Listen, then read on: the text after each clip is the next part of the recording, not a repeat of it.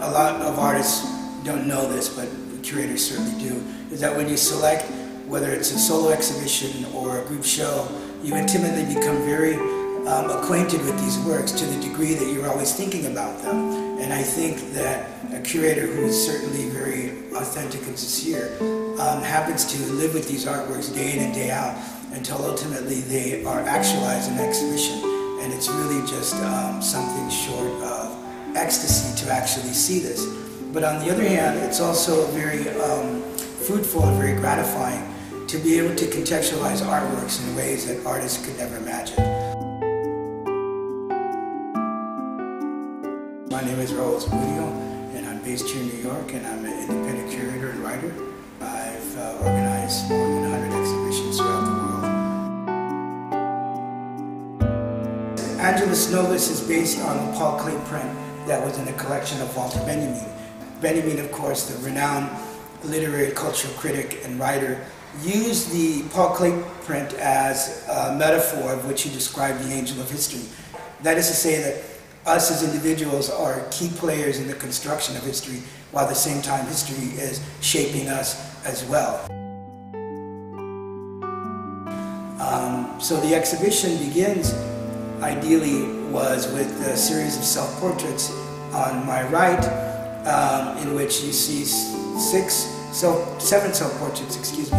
Three on each side flank a self-portrait that is depicted upside down. They capture a particular moment in the artist's life through a whole trajectory of emotions, of life experiences, of loves lost, of children leaving the family.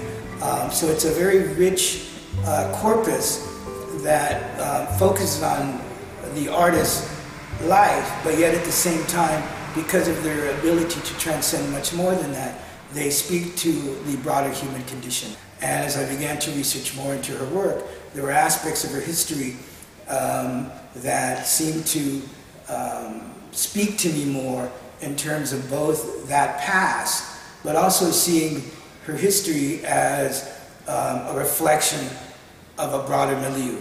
One of the works in the exhibition is titled The Execution, and it's based on Edouard Manet's iconic painting, The Execution of Emperor Maximilian, painted in 1886. And in that iconic work, you see the emperor being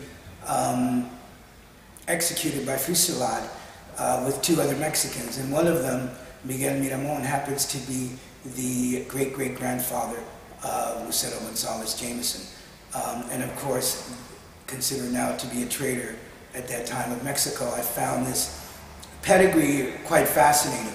And so those two works, in one sense, are kind of bookends to the exhibition.